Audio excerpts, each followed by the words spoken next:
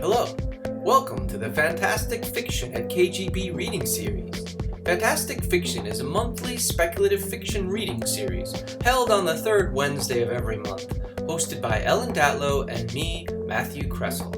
We spotlight well-known and up-and-coming science fiction, fantasy, and horror authors, and admission is always free. We publish a monthly podcast and video so people who can't attend the in-person event can still enjoy the readings. If you'd like to support the series, you can donate at kgbfantasticfiction.org/support. Anyway, on to the show. How is everyone doing this evening? That's a nice response. I like to hear it. So, my name is Matt Kressel, and I co-host a series with Ellen Datlow, whose ghost is haunting us tonight. No, Ellen is vacationing on a much-deserved vacation in Sicily right now.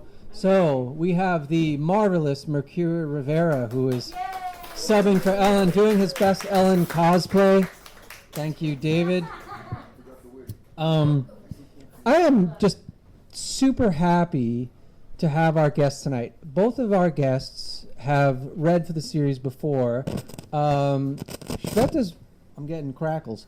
Shveta read for us when we were online. So during the COVID lockdown, we did a live YouTube readings, and it was really great because we had people from all over the world, and we had people, comment live, and we had like a discussion and Q&A. So it really kept the series going. Thank you for that. I just assumed that you had read here, and you told me tonight that you have actually not read at the bar. So welcome tonight. And Leanna, you've read for us a few times. Yes. And I remembered the last time you read some nonfiction ghost stories, which was pretty creepy and cool. So welcome back again. I really, both of you are just like really awesome, talented people. Leanna has some news. Your book is now a New York Times bestseller. Is that right? USA Today. Oh, excuse me, USA Today bestseller. Congratulations. Can I show it off to everybody? Please show it off. America's Most Gothic Haunted History, Stranger Than Fiction. Leanna Renee Hieber and Andrea Janes. So make sure you get yourself a copy. She has copies here for sale. And Shveta, you also have books for sale. May I hold them up for everybody? Let's hold up the beautiful books. Oh, beautiful. Let me bring them up to the light. They're so beautiful. See them? They're the most gorgeous books. I got really lucky with my covers. Oh, so beautiful. Wonderful books. We have The Dream Runners. Yes. We have Star Daughter. The Nebula nominated Star. Yes. And Divining the Leaves. Beautiful Yes. covers. I really love these They're covers. so beautiful. So at the break, come up. I also have them for sale. Yes, that's what I was going to say. Come up, buy a book, get them signed, and you can speak to the authors and see how delightful they are. Not unless So, the Fantastic Fiction at KGB series, two things. We have a podcast. If you can't come in person, kgbfantasticfiction.org. You can listen to us online or any of your favorite pod site. Just look for Fantastic Fiction at KGB. You can listen to the series. And we never have a cover charge. We never ask for $1 when you walk in the door. All we ask is that you buy a drink, hard or soft, and you tip Mary, your bartender, who's working hard to keep all of you hydrated. You keep the series, you keep the bar going, you keep the series going. And finally, we're also doing a fundraiser. It costs us a little bit of money to run the series every year.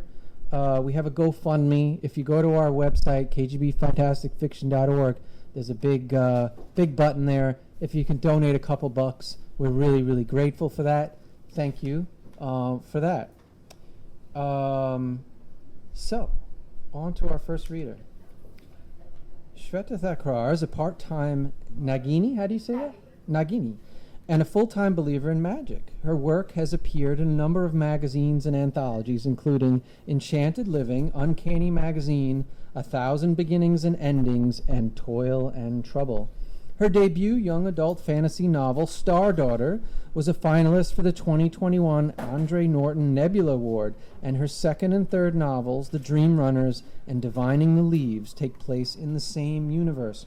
Her adult fantasy novella, Into the Moon Garden, is available as an Audible original audiobook. When not writing, Shveta crafts, reads, daydreams, travels, bakes, and occasionally plays her harp. Here's Shveta Thakrar.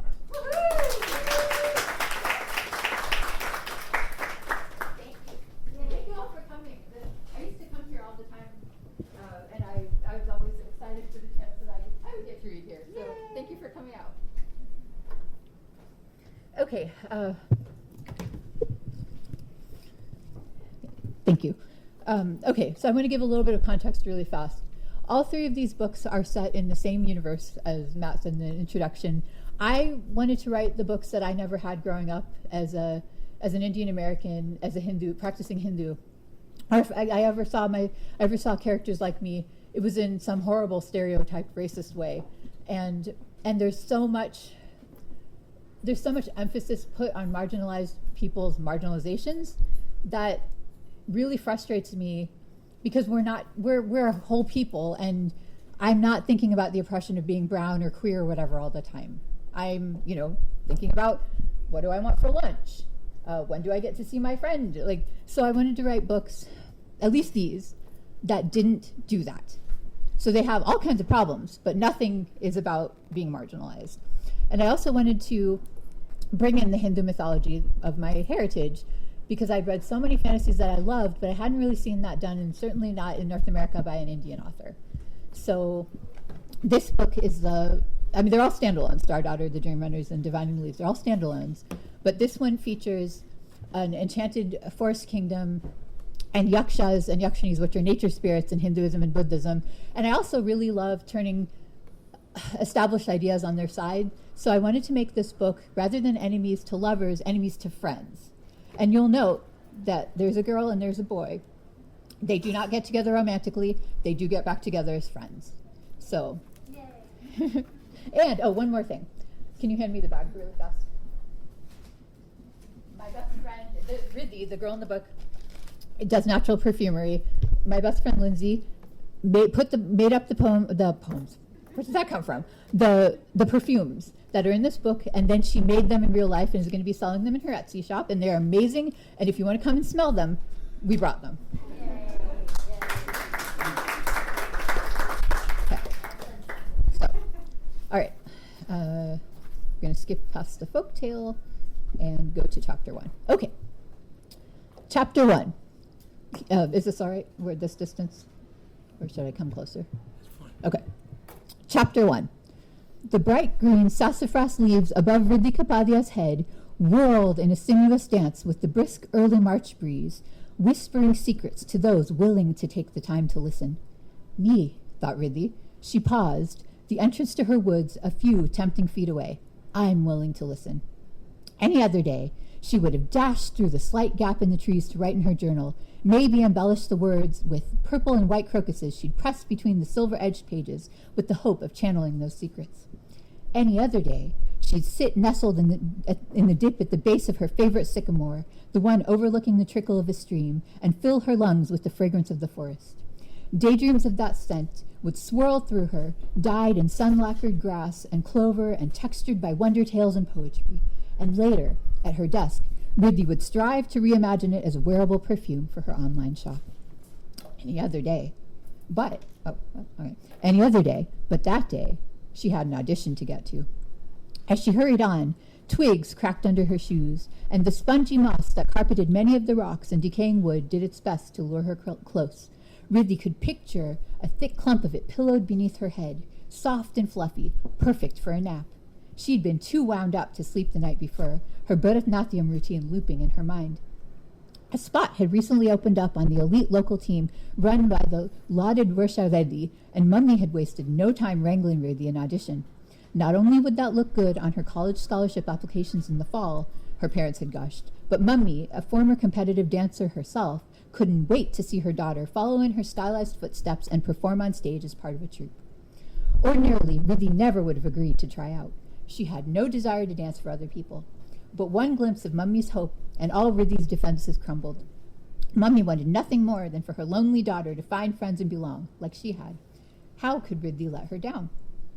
Her beloved trees must have sensed her frazzled nerves, reviving her, their presence as reassuring as a river of sunlight.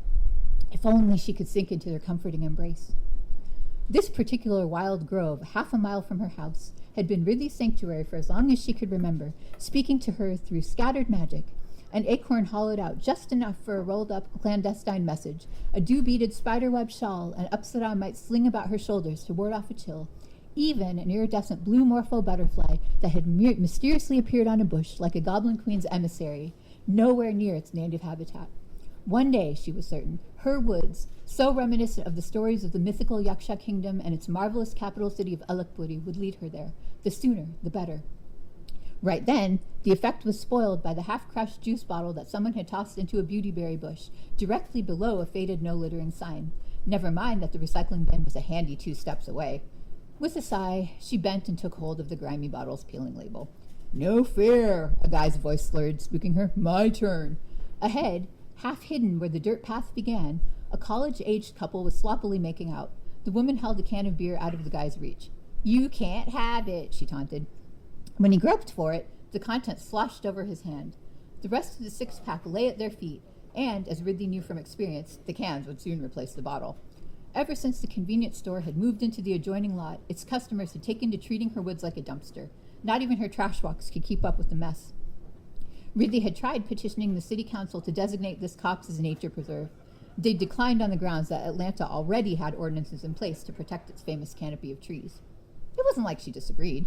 The local parks were clean and well cared for, and wandering the streets where she spent a good chunk of her 17 years felt like strolling through an arboretum, rich with crabapples and persimmons and loblolly pines that lent sparkle to the dreariest of gray days. But these were her woods. They always would be. "Hey," the guy yelled, "where's my wallet? Someone stole my wallet." The woman shrugged. "Don't look at me." Tuning them out, Ridley dropped the discarded bottle into the nearby bin. Behind her, the boughs rustled once more, shedding leaves as if in thanks. Her phone beeped. It was Mummy. "You'll be fantastic. Remember to ask after Rusha Auntie's health. She's very traditional." I know, Ridley texted back, laughing. Mummy had given her that same advice that morning, and the day before. Mummy might actually be more anxious about the audition than she was. Again, the urge to stay put tugged at her, but after a last wistful glance at the trees and the refuge they promised, Ridley continued along the street. Unlike her woods, the trees there were waking from their winter sleep. When the wind blew through their mostly bare branches, she shivered and burrowed deeper into her velvet coat. Hints of the numinous soft in the lessening of its chill, in the tightly coiled buds that would soon unfurl into verdant leaves and chromatic flowers. She wished she could pluck those hints from the first stirring breaths of spring and dab them on her wrists like one of her natural perfumes. Mummy and video tutorials hadn't been Ridley's only dance teachers. So had the towering trees, with the graceful arch of their branches, the twist of their trunks, the ripple of leaves like waves of hair blowing back. She battled the impulse to throw down her bag and spin for them, there, under the almost spring sky. Grasping her pendant of Aranyani Devi, she conjured the picture her mother had painted of Ridley's astounding a packed auditorium with her skill and poise. It might be a borrowed dream, yet if she angled her outlook just right, she could conform to it, especially as the drive to move, to flow and sway, warmed her like a sample of the enchantment she'd always craved. The optimism she'd learned long ago to suppress welled up, too, buoyant and so very appealing. Maybe Mummy was right. Maybe when they saw what she could do, Ridley would find a place among the other dancers. They would take her in, and she would finally be part of something. She'd belong. That was even worth her dancing for other people. Reinvigorated, Ridley sashayed onward. A glut of cars crowded the curb outside Roshanti's house. Ridley made her way through them and up the path to the gray brick rancher. Praying to get through the audition, she rang the doorbell. A woman in her 60s answered. Her white hair was tied up in a bun, as firm as her posture, and a vermilion mark at her hairline matched her practice sari. "Ridley, your mother didn't come with you?" "Namaste, Auntie Ji." "No, but she sent her pranam." Though Ridley joined her palms and bowed her head as directed, Roshanti didn't seem to register the formality, let alone be gratified by it. She ushered Ridley into the entryway, which smelled of smoke mixed with ghee and cardamom, like a perfume gone horribly awry. Maybe Roshanti had been cooking sweets but left them to burn on the stove. Ridley stifled a snort. She placed her ballet flats in the overflowing rack by the door, under a pair of sandals, and trailed Roshanti through the house. "No, not a house," Ridley amended, "so much as a shrine to Roshanti's glory days. Dozens of portraits featuring her in thick makeup and gold jewelry, posing with Indian celebrities, covered the walls. Except for her outfits and the celebrities' faces, they might have all been the same image. There wasn't a plant to be seen, no decorations, no hints of any other hobbies or interests. The furniture in the bland living room was a range of grays and beiges, as if Russia Auntie's belief in color began and ended with her dancewear. Every blind had been drawn, shutting out the world. Not the ideal environment, but Ridley could handle it for 5.5 hours of class a week. She wouldn't think about how actual rehearsals topped out at 3 or 4 times that number. This, Russia Auntie said, is a place of dance. We see dance, we think dance, we breathe dance. All other concerns remain outside while you are here. A tad intense for Ridley's taste, but for Mummy's sake and the sake of the possible scholarship, she nodded. Russia Auntie pointed to a bathroom. In the future, you will arrive in proper attire and ready to begin. Ridley debated mentioning that she'd come straight from school, then decided against it. In the bathroom, also beige with brown accents, she changed from her purple lace top and rose-embroidered black velvet skirt into a t-shirt and leggings. She quickly wove her loose curls into a braid, but balked at removing the rhinestone flower pins. It felt like stripping a tree of its bark. At least she could keep her golden files, she consoled herself. Anklets with tinkling miniature bells were part of any Bharatanatyam dancer's repertoire. Once done, Ridley dabbed on the solid perfume she'd named Urvashi and Swarglok, letting the blend based on the Apsara, one of the celestial dancers in Lord Indra's court, boost her with its radiant, uplifting scent of yuzu, green mandarin, blood orange, fresh ginger, neroli, Indian jasmine, ylang-ylang, lemongrass, and green tea. Be like Urvashi and her sisters, she instructed her likeness. You can do this. She'd scarcely exited the bathroom before Russia Auntie herded her down the stairs. Ridley's heart, already thrumming, did a nosedive at the chatter and laughter coming from the basement. No one else was supposed to be there. But she didn't have a chance to protest before she was in the studio. It matched the rest of the house, with the exception of the mirrored walls and the girls in practice saris.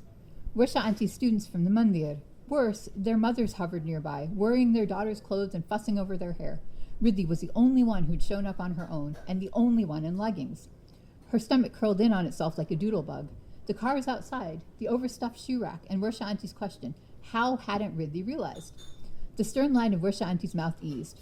My girls are a team. The audition is for a new teammate, so they must be present. A team. That made sense, and soon Ridley would be part of it. Sniffing her wrist again, she did her best to uncurl. She might be inappropriately dressed. She might be alone. But so what? She'd make Mummy proud and secure a spot on the team. Her gaze landed on Shreya Prasad. The flight of fancy crashed. All these years later, it still hurt to remember that she had ever brought Shreya to her woods, that she had stupidly believed Shreya cared.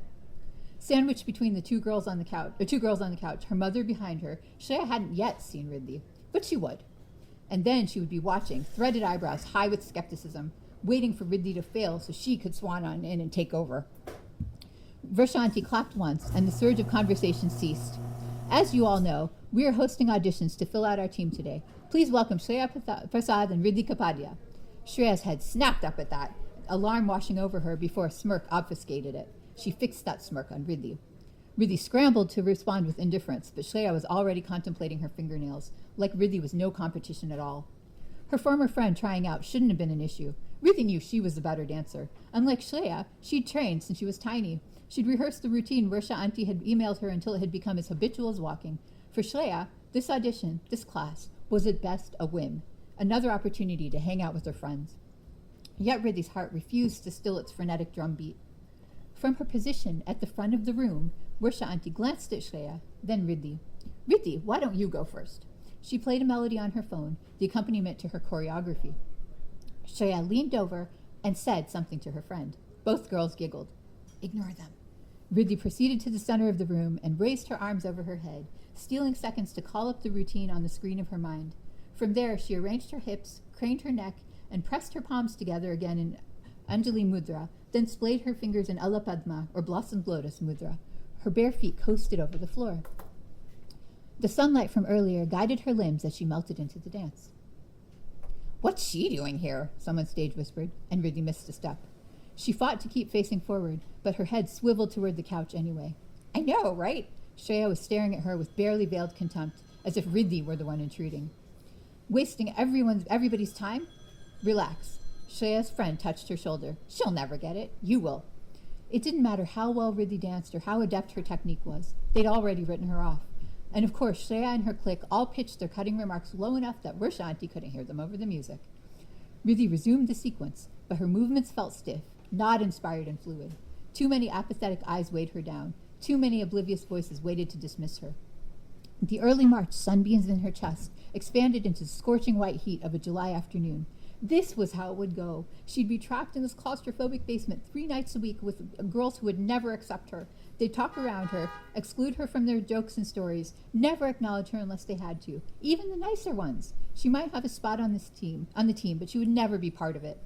The old epithet echoed in her mind. Really, the weirdo who talks to plants and think they talk back. Warshanti frowned.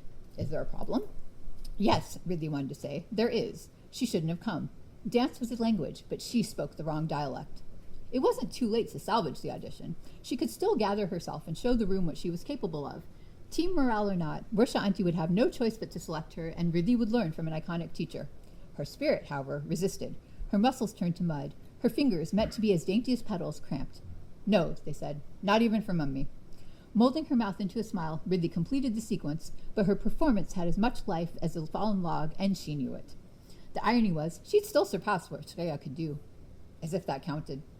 I'm sorry, she rushed to say, staving off the obligatory fake applause, but I have to go. My mom's expecting me. Warsha Auntie's forehead wrinkled. She is? Behind Ridley, the murmurs had begun, and she wasn't about to subject herself to them. Good luck, Shreya. I'm sure you'll do great. Snatching up her things, she bolted. As soon as Ridley was outside again, her phone rang. She sent it to voicemail. There was only one person it could be, and she was nowhere near ready to have that conversation. How in the world was she going to explain this to Mummy? The fact was, Ridley would never fit in because she didn't belong with other people. She'd learned that when she was 12 on a multi-family weekend camping trip. Eager to show off what she knew, Ridley had led the other kids to a patch of wood sorrel and told them they could eat it. She'd asked the plant for permission to harvest its lemony leaves so she could demonstrate, exactly as Mummy had taught her.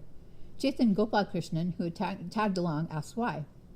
Fool that Ridley was, she'd replied earnestly, plants have feelings too. Wouldn't you want someone to ask you?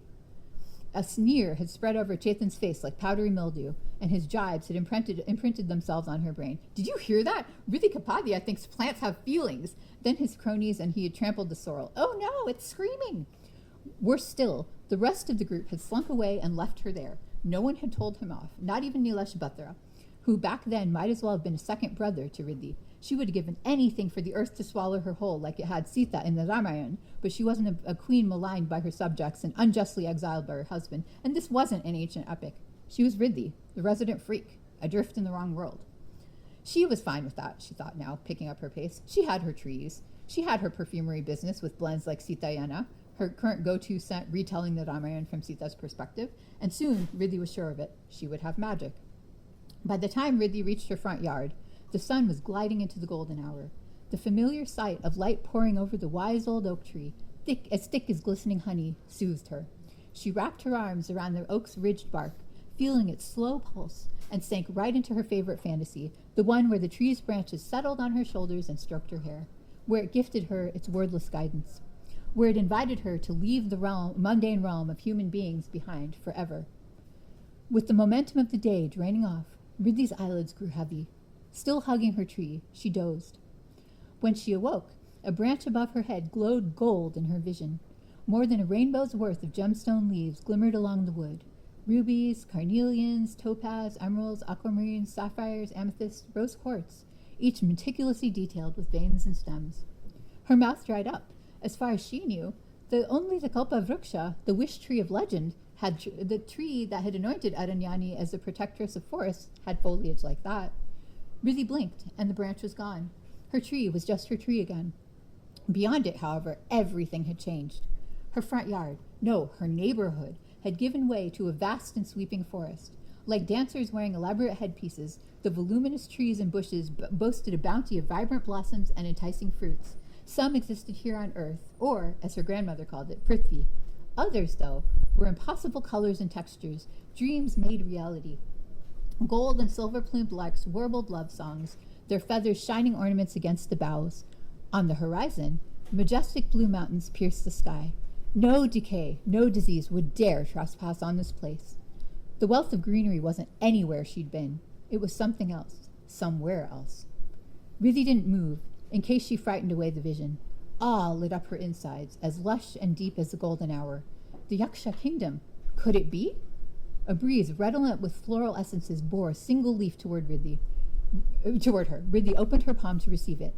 Gradually, inevitably, the cordate leaf came to rest there, striated with the pinks and oranges of sunset and rimmed with gold. As it made contact with her skin, the forest receded.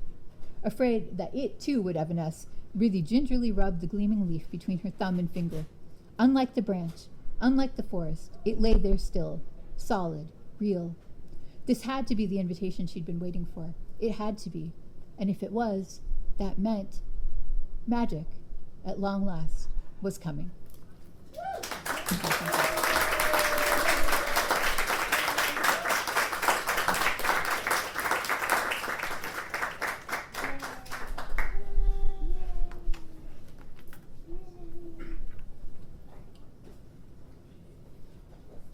Thank you, Shveta. That was beautiful. That was from Divining the Leaves, which is for sale, so you can come up and buy a copy of the book, get it signed. Leanna's also selling books as well.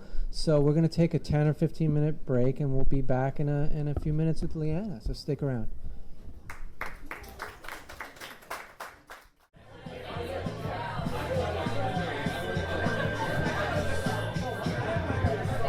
All right, here we go.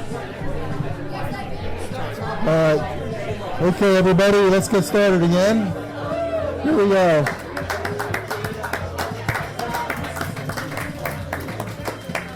Everybody, good evening, everybody. Hope you're all having a good time tonight. I'm David Mercurio Rivera, and I have the honor.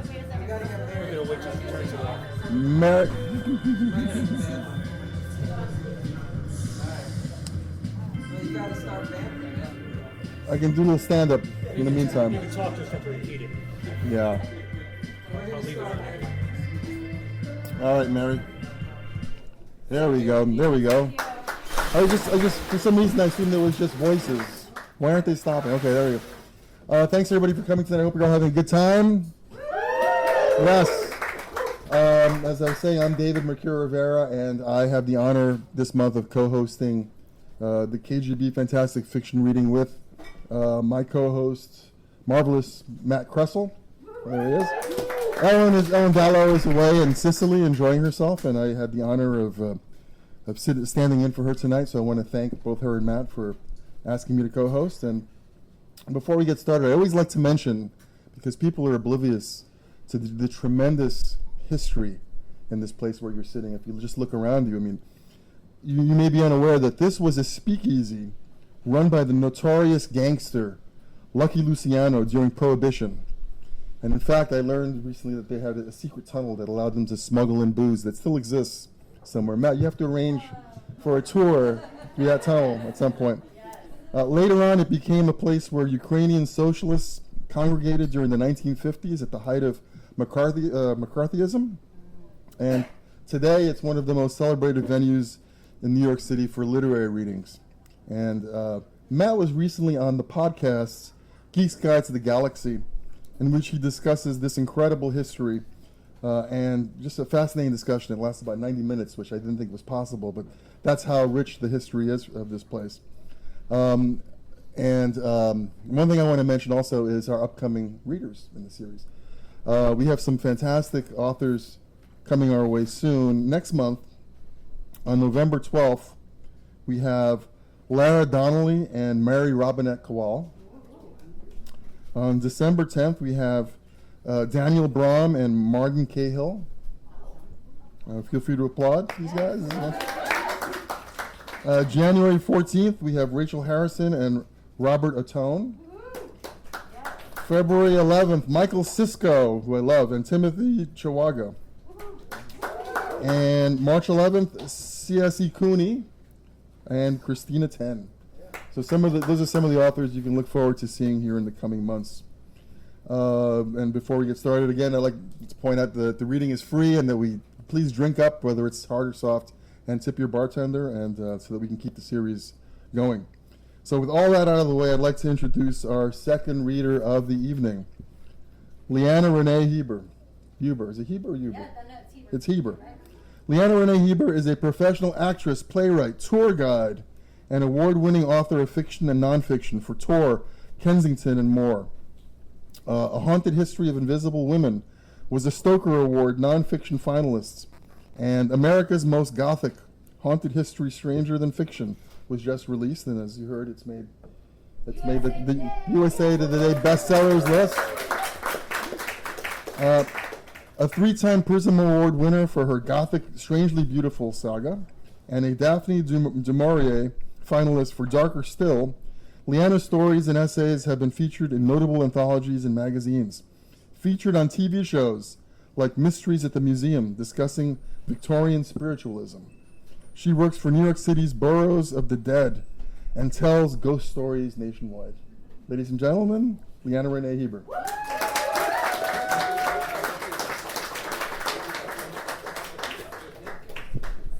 Thank you, friends. I'm so glad to be back here. I've got another ghost story for you.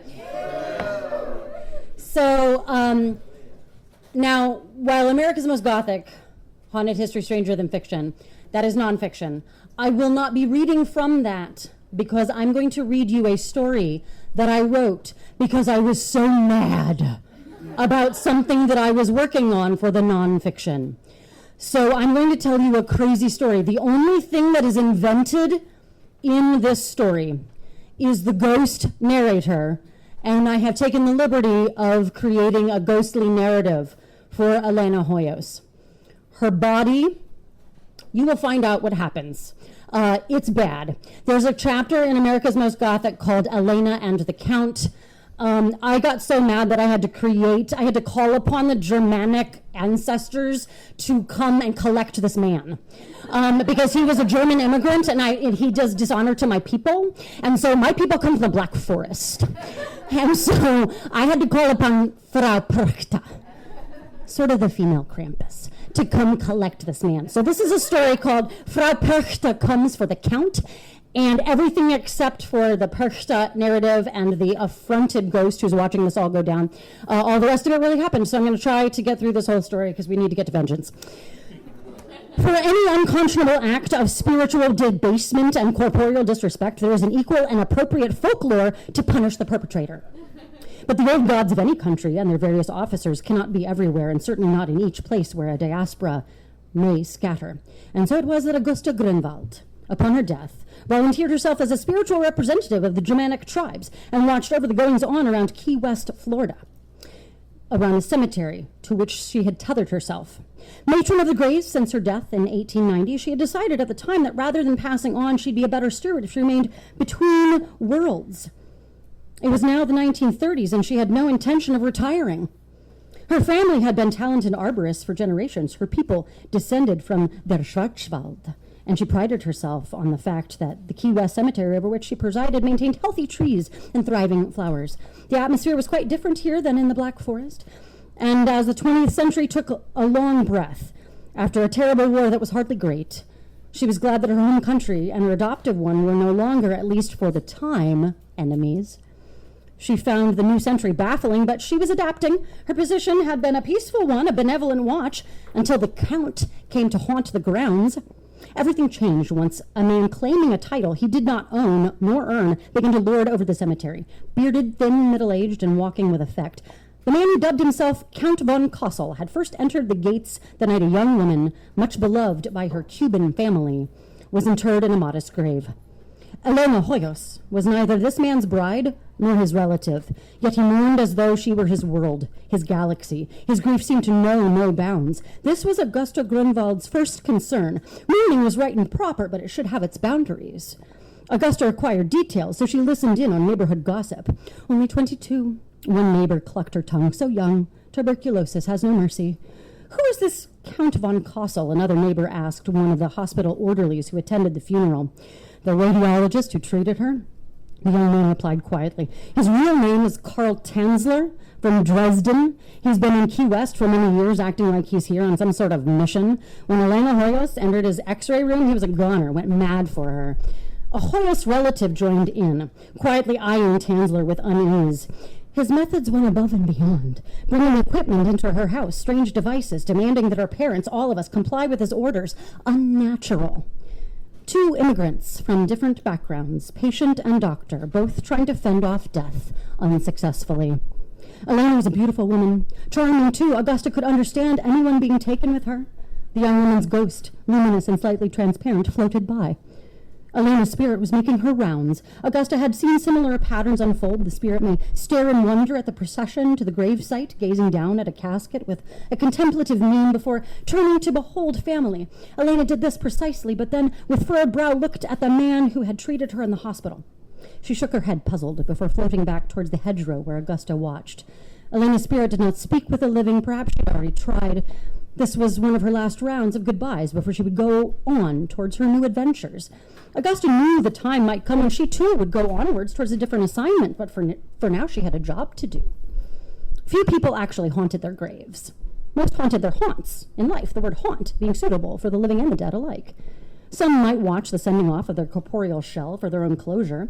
Others might be focused on friends and family, following and floating companionship to now and then smile when they were mentioned or glimpsed with slight hope by the corner of a living eye. They'd acknowledge their resting place, but knew it was, as they were now, mere memory.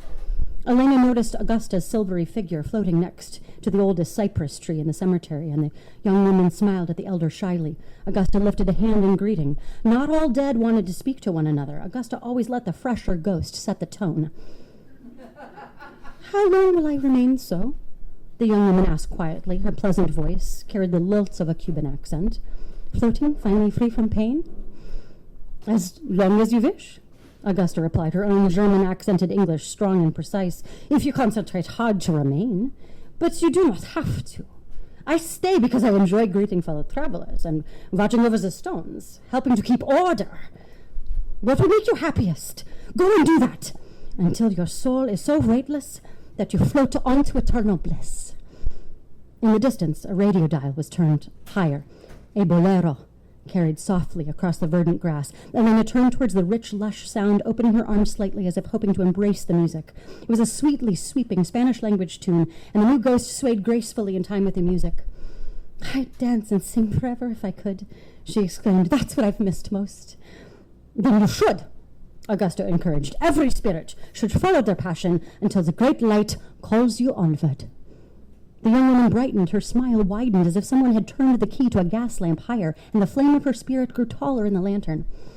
Most spirits craved guidance, permission.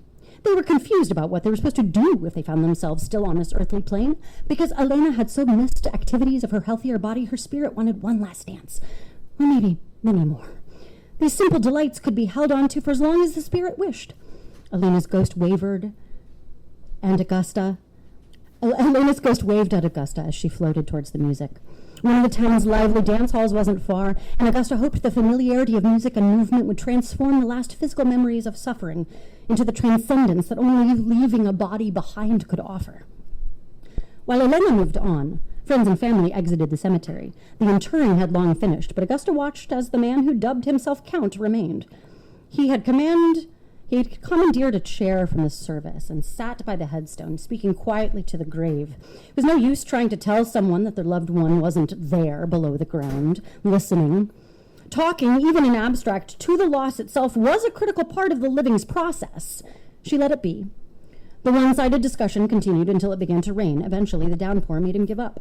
But night after night, he returned to mourn, sitting and murmuring to the ground. Augusta found it odd, as no other family members were keeping such a consistent vigil. As the self-appointed count examined the saturated terrain, he began to fret over continuing storms. The count, along with a Hoyos relative, returned, accompanied by grave diggers who began disinterring Elena's grave. If the cemetery sexton hadn't been with them, Augusta would have raised an alarm, creating as many sounds and moving things around the living that would frighten them away from the grim task. She'd foiled a few grave robberies in just such a manner, but this seemed sanctioned, however unorthodox. The young woman's damaged coffin was divulged, then hauled off by a distraught Tansler. The ground around it gave way, leaving a wet, gaping mouth behind.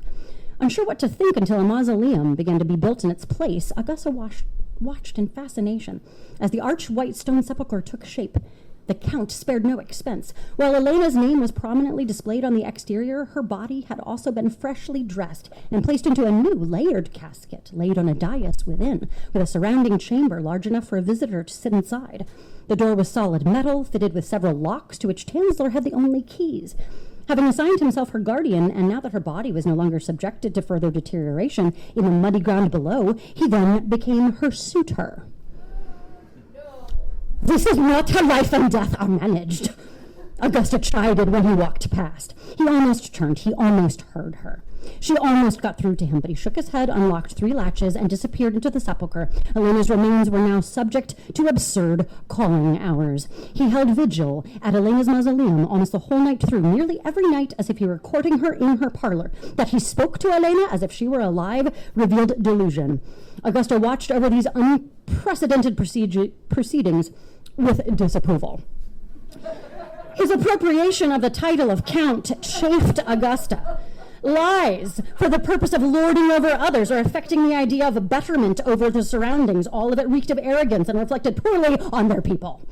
As a spirit, time was amorphous and unreliable. Augusta had no need of it, but she noted the dates changing on the newer headstones of the freshly dead and realized that it had been 2 years since Elena had been reinterred. That Tanzler was there every night, well past the cemetery's stated hours, disturbed her. Did rules not apply to him? One night, she checked to make sure the casket inside the mausoleum remained undisturbed. Passing through the walls on a night she heard Tanzler snoring in his visitor's chair, she noticed how close he sat himself near the raised dais where her coffin lay. The coldness in Augusta's wake jolted Tanzler awake. His eyes focused on her for just a moment, then glazed over, then losing sight of her. Perhaps this stirred in him another otherworldly inclination. At some point in these deathly calling hours, something changed about Tanzler and his approach, and it set Augusta on a new kind of guard. He began to exclaim from within the sepulchre, all in German, which was, of course, no use to Elena. The living girl's ear had not known Deutsch, though she was fluently bilingual in Spanish and English. What Augusta overheard him exclaim in Deutsch made her furious. Anger afforded her enough spectral energy to rattle the metal tracery inside the mausoleum. Unfortunately, this only seemed to embolden Tanzler to think that Elena's spirit and the spirits of the graveyard itself were in agreement. He had to take Elena's body home with him. He rushed out of the cemetery like a joyous child running towards a carnival tent. I wish this part were fiction. Augusta sickened. Something began to churn within her, a dynamo, an engine that would power her forward through the unfolding events. Within 2 days, the madman struck, choosing a moonless night, arriving in a wedding tuxedo. He hoisted Elena's coffin, the one he'd replaced her remains in after the first intern, onto a wheeled wagon and carted it towards the part of the cemetery gate that was most hidden from view by any homes, passerby, or street traffic. Name! Blasphemy! Augusta cursed this offense, taking a body from its resting place for no discernible reason, unmooring the previously settled dead. She tried to float in front of him to stop this. For a moment, his eyes seemed to focus on her. He smiled, suddenly radiant, as if thrilled for the company, perhaps thinking her an angel or some sort of heavenly host, there to bless his actions rather than to decry him. He pressed past her, through her, making that churning roil of her spectral viscera spin faster. The echo of her own body was becoming a vortex of anger and disbelief. As Tanzler tried to hoist the coffin over the rear gate with a rudimentary set of ropes, the entire casket tipped and fell onto him, a foul, black liquid of rot, dripping all over his pristine wedding attire. That also really happened. Augusta remembered what it was like for her body to retch, and her vaporous form heaved. She and Tanzler swore in German, hers a curse upon him, and his a curse upon his luck. But the curse had just begun. Wherever this man was taking his body, the compact between the living and the dead had been broken. A sacred trust of life and death was entirely upended, dignity torn asunder. As Tanzler wheeled the woman he loved, who clearly had no intention in life or in spirit of loving him in return, away from the cemetery and into the dark night, to God knows where, Augusta felt the air turn and open. Something ancient awoke, and she welcomed it. Opening her arms wide, she called out into the night, in the dialect of old German, her great-grandmother used sparingly but effectively, bidding sleeping gods return. When Augusta was a child in Stuttgart, a city at the edges of the Black Forest, a haven of old-growth trees and older-growth legends, her great-grandmother regaled her of the ancient pagan forest guardians that the church had turned from heroes to horrors. There was only one entity for the kind of debasement Augusta had just witnessed on sanctified ground. This kind of offense to their people had to be answered. Augusta was attuned to the woods, and she gathered close to a beautiful old pine, breathed it in, and prayed with ferocity, invoking a deity to cross the distances and mete out justice. Frau Perchta, Augusta murmured to the night, come collect this wayward son who brings shame to our people. A Yuletide entity who, in the darkest days of the year, would examine the deeds of mankind and dole out punishments accordingly. Frau Perchta hadn't always been a witch or a woman to be feared. Once she'd been Berchta, the great shining one, a co-host of the wild hunt, protector of the forest and spirits of the dead, particularly those who died young. But her role as a great goddess had been turned inside out by the early church, and she was transformed into something monstrous instead. If one was found lacking, Frau Perchta might slit open one's belly with a sharp implement, the converse of Berchta, to whom expectant mothers would turn to for protection. A god should be feared as well as adored, Augusta's great-grandmother would murmur as she stared out the window of the cabin her family kept at the edge of the Black Forest, gazing out into the inscrutable and too dark shadows of the Grand Wood. As Augusta so many years later stared into that darkness in the brush and the thickets of a Key West cemetery, she thought of the happenstance that had brought her here, a series of family members depositing themselves on this island soil and encouraging others to join them here, a far cry from the old land and farther still from the old ways. But in this moment, the darkness between tall trees felt no different than her childhood in the Black Forest, and her plea had indeed summoned the force she hoped for. A lean, gaunt, and shimmering form, shining and dark, all at once, stepped out from a tree trunk. Her face was glowing like a spirit, and her vaporous robes undulated outwards as if they were ink spreading through water. Her appearance shifted back and forth between youth and age, maiden and crone, duality manifest. A bony hand clutched a tall staff that was alternately scythe-tipped and a shining star. Frau Perchta stepped out from the trees, and suddenly, uncannily, she stood right before Augusta, gliding to her side in the instant. "I have heard your spirit cry out, my child," the divinity said in the antiquated dialect that Augusta only understood because of her own ancestors' fondness for it. "What ails you?" "A man has broken the covenant between life and death. He's German, and he disgraces our people by his foul deeds, and I felt only you could correct this grave mistake." Augusta explained what she'd witnessed in the cemetery, trying not to look at the Frau right in the glimmering eyes, as their pitch-black and shiny abyss was so mesmerizing. Augusta felt she'd never be able to break free. "All will bend to my hand in time," the Frau reassured. "Keep watch." As quickly and liquidly as the divinity had approached, she returned back to the pines of the cemetery grove. Augusta did as instructed, but of course Tanzler didn't return to the cemetery. He had no need to. He'd taken his respects with him. "How do I keep watch?" Augusta asked the tall shadow between the trees that was always there if Augusta knew where to look. "I commuted here, to this place he stole from." "Are you yourself rooted?" came a bemused voice as a silhouette blended into a pine trunk. "You tend trees, but you are not one. If this desecration grieves you, go. Be my eyes and ears." And just like that, Augusta found herself soaring, given the command. She followed orders like a bird. She glided high over rooftops until alighting along the nearby coastline, a pier pointing into the water like an accusatory finger. She sank towards the sandy bank, drifting down somewhere dark and deserted. Drawn to a wooden shack with interior lanterns lit brightly, Augusta watched from a begrimed window for a moment before floating through thin plank walls into a modest space fit with odd equipment, a sputtering generator of some kind, and a body laid out in what Augusta could only describe as a paused state of decay. Elena, a semblance of her, lay on a slab, a still likeness of what Augusta had seen waft by in the cemetery before she floated free. Tanzler spoke to the body as he washed it, in odd, sweet nothings, and promises to revive her in some sort of ancient rite, all while trying to remove pieces of the burial gown that had become enmeshed with her skin. There was a long coffin-like tank into which he placed her body, and the electricity Tanzler had managed for this strange revivification process made the string of lights hung from the wooden rafters flicker. Augusta found her own form flickered with the lights. She became tethered to the current. "Please," she murmured into the night, once Tanzler had exhausted himself and retreated to a cot near the tank. "Frau Perchta, help me. I may be your eyes and ears, but now tethered to this terrible place, bound to the lights and this horrible machine." A distant sound, like a stone scraping to sharpen a scythe, bid her turn her ghostly head towards the grove of trees along the coastline. The moon was bright across the water. A tall, darkly luminous silhouette stood between a willow and a palm. "What is time, my child?" Frau Perchta whispered, her voice a death rattle. "Time for us is nothing. But for the wayward, like this man, time is a punishment, a sentence. He has committed the foul deed, that is certain, and it will be the end of him. The girl's spirit is not tethered there with you. She is free. You saw her go. You have decided this man and his acts matter, so it is up to you to make him fear you. I give you my blessing.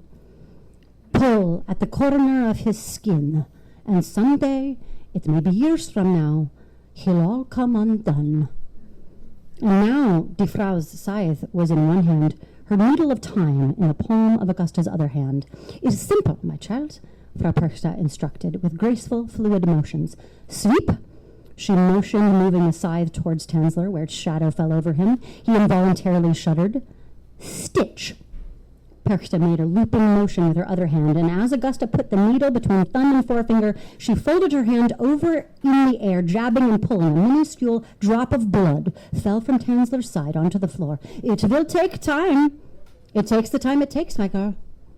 And with that, Perchta retreated to the old world once more, leaving Augusta as her emissary. Thusly, Augusta continued to keep watch over a man and the corpse he had dressed as his bride. Tanzler wanted to possess Elena, body and soul. He seemed oblivious to the fact that he was wholly unsuccessful in possessing the young woman's soul, and focused his ministrations on her body. His treatment of Elena's remains, his treatment of Elena as an object, was what upset Augusta most. The business of a body after death was mere dust, carbon, and rot, but the intentions around it were something else. That's where Tanzler had gone afoul. A cause for damnation was trying to own someone else's remains, to deny the autonomy of rest. And yet, years passed in this manner. The body's decay gave way to something else, a sort of pickling, and Augusta was glad her sense of smell had faded with her own corporeality. But as the remains transformed, so did Augusta's understanding of her purpose, the pure gratification of becoming the shadow of doubt that lurked at the corner of a pompous man's eye. Sweep, stitch. She was embodying the dread that served as the engine for all harrowing tales and cautionary texts. The day came when the constant proximity of workers who had been sent to restore the pier below Tanzler drove Tanzler from the property. As the generator stopped, the spark that was Augusta's form was finally untethered, and she flew free, or at least she thought. The spark of electricity that had become wound through the coil of her soul rewrapped itself to the life force of this lie of a man. There are just so many stitches. Damn it all, Augusta murmured. She was now stuck with this abomination. But she reminded herself there was more to witness, and she had pledged to keep watch. His eccentricities not to be done. He secretly enclosed the coffin in the most baffling thing. Inexplicably, Tanzler was in the possession of a small, unflyable aircraft. Into this cockpit, he had Elena's casket stowed and had the whole affair towed to a new location.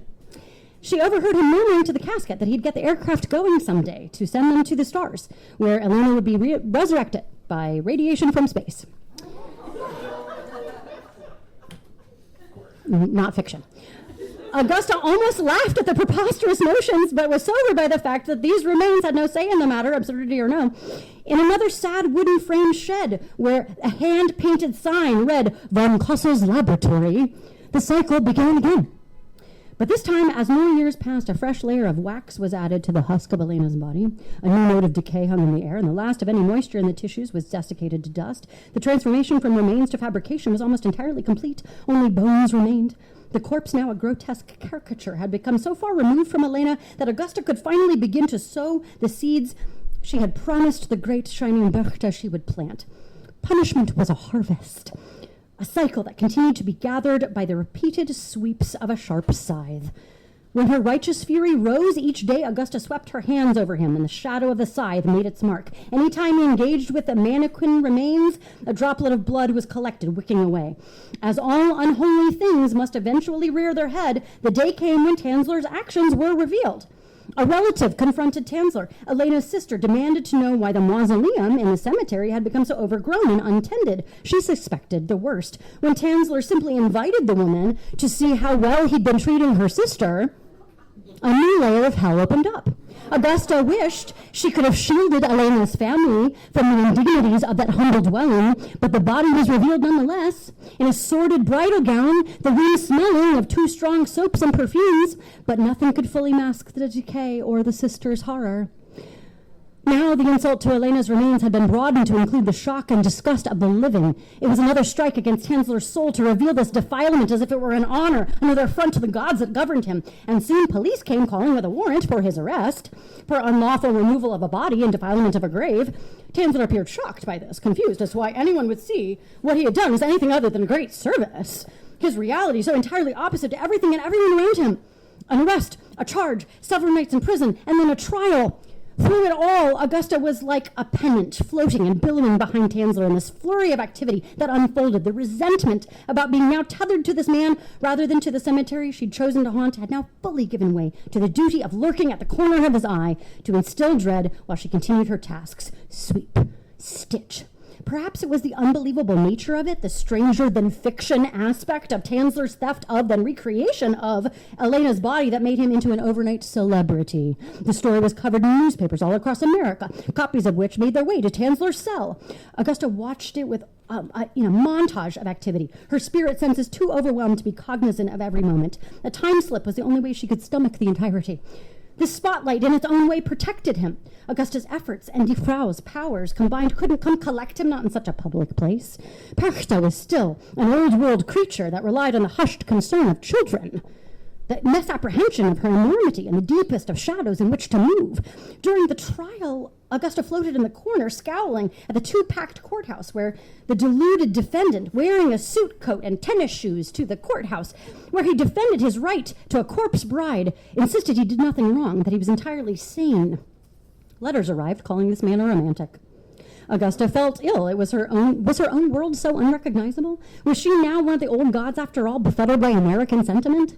Where did she belong if such an act as this was not soundly and universally decried? Could her soul return to Germany? No. Something ugly rose there, too. Something her fair-minded ancestors who fought for democracy in the 1848 revolution would have stood against now. She was stuck with this abomination in their shared new country. As baffled as the judge seemed by the entire circus before him, the limits of the law were clear. The statute of limitations on the desecration of a grave had lapsed. The count was free to go. A bit of justice in this world remained, thankfully, and that Tanzler was denied his request to have Elena's husk returned to him. But what of the punishment? Augusta murmured, watching as he left the courthouse, a quiet entourage following him. He returned to his sad shack of a home and gave tours of his equipment and Elena's death masks. He started writing aggrandizing memoirs as the last of his funds began slipping away. Augusta tracked it all with growing frustration. Closing her eyes, she turned inward to the being whose powers she had summoned and swallowed as if they were hot coal in her belly. Perchta! Augusta murmured reverently, where's the punishment? To tear at his skin, to split him open. Yes, daughter, a voice from within answered. You have, and you will. Censure would take the time the goddess had promised it would take. The timeline was not Augusta's to determine. She comforted herself with the knowledge that even though it felt like Tanzler had been given too long to live in continued unreality, that the shadow of Frau Perchta had been long on his doorstep, the man squinted nervously into the corner, staring too long at Augusta as she floated amidst the scrub outside his laboratory doors. She increased her labors, sweep, stitch. Once Tanzler had milked all he could from his infamy, he said goodbye to Key West and the cemetery by blowing up Elena's mausoleum. The violent final act of a petulant child. If he could not have Elena's remains, then nothing would remain to remember her by, and that in the end was perhaps the saddest aspect, that there was no grave marker for Elena or her sundry parts. They'd all been folded in on themselves in a little box deposited in the dead of night by the cemetery sexton who would take the spot to his own grave. Augusta knew where the ground held the girl's bones, while her spirit remained long departed. Nothing called Elena back to that patch of earth. She was out dancing in eternal moonlight. Augusta was there, of course, when the explosion happened in the cemetery. Her incorporeality made her unable to stop the act, but she stood near enough to absorb some of the power from the blast. This was enough for the final act to begin, curtains slowly closing over Tanzler with each hollow beat of his prideful heart. His material conditions having continued to wither, it was in an out-of-the-way, unkempt abode in which Tanzler tried to resurrect the efforts of the past decade, trying to breathe life into a mannequin. He recreated another effigy of Elena, using one of her death masks and rebuilding her funeral bier turned marriage bed, a reliquary of delusion. But he knew by then that something was coming for him, and it had been for some time. It was not there to applaud his efforts nor his shrine. It was weighing his soul. Each day had become emptier than the day before. He began to hear the sweep of the scythe and the whisper of the thread as the two actions began to take shape. It wasn't until the last breaths of his misspent life that Augusta fully understood the goddess's busywork. Sweep, stitch, tie the knot. As Tanzler's body fell to the floor in the throes of death itself, that's when he finally saw what he thought was some divine encouragement. His eyes widened in horror, focusing fully on the guise of whatever Perchta wanted him to see, either bright and shining or dark and terrible, full of duality. The face of judgment is best reserved for the guilty to see. Now, daughter, a voice rumbled inside Augusta. Snip the last thread and let it all come apart. Augusta's hands were claws, and with one click of her talons, suddenly all the sweeping cuts of the scythe that she'd been passing over his form actualized.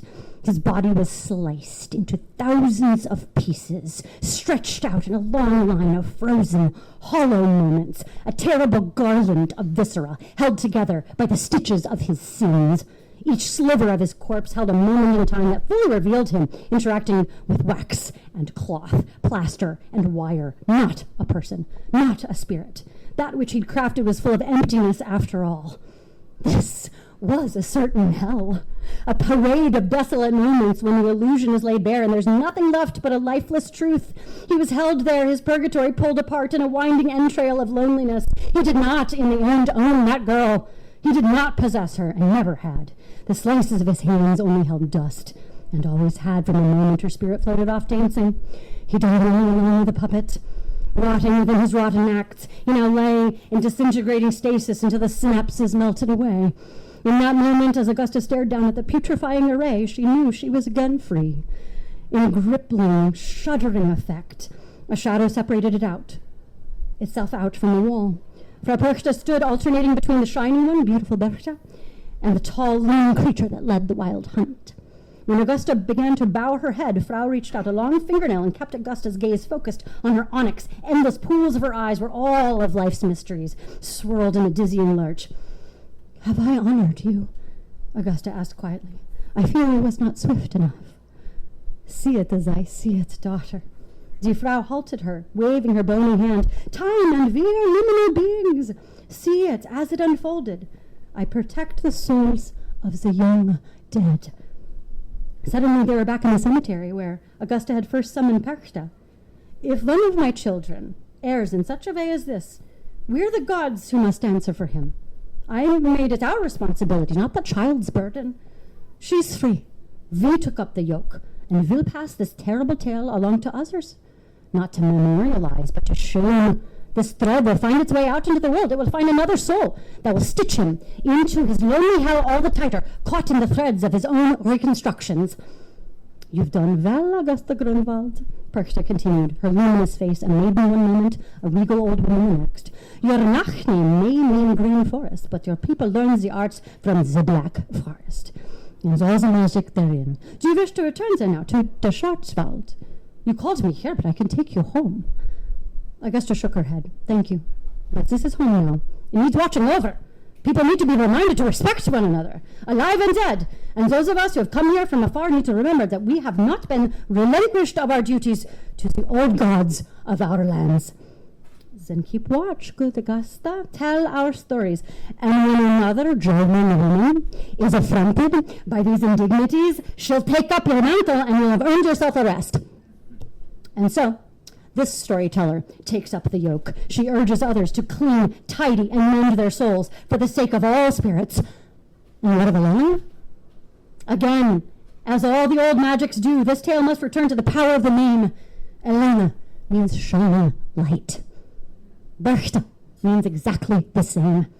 The shining one, as she always did, shepherds the innocent who die too young. So does that gentle, youthful spirit join the old goddess now and then, dancing on the edge of forests, through the dualities of time, turning a blinding, obliterating, outshining, and outlasting light against all who would make such a mockery of death. Thank you.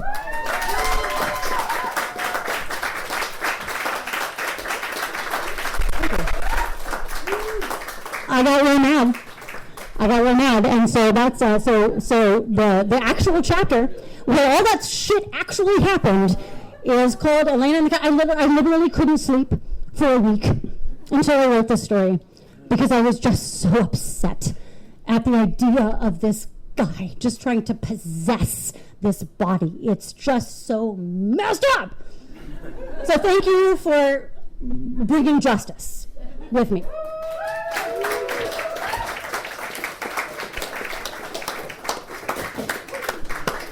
Thank you, Leanna. That was amazing, horrifying, and amazing. Thank you. Do you have that for sale? I do. All right. Well, you can come and get it. Shveta also has books for sale, and you can hang around, have some drinks. Otherwise, we will see you next month. So thank you for coming.